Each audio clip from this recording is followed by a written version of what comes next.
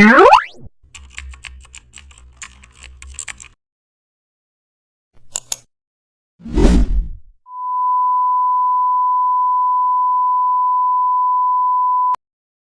back to the channel. Don't forget to like, share and subscribe for more updates.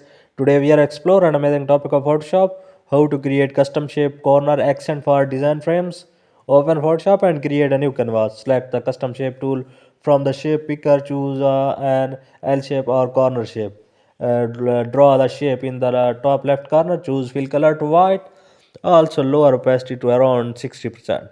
Now duplicate the shape using Ctrl plus G. Flip it horizontally using edit transform. Flip horizontal. Place it in the top right corner. Now duplicate again and flip vertically. Place shape in remaining corners. Select all corner shapes. Align them properly. Also add a photo or text in the center. Zoom out and preview frame.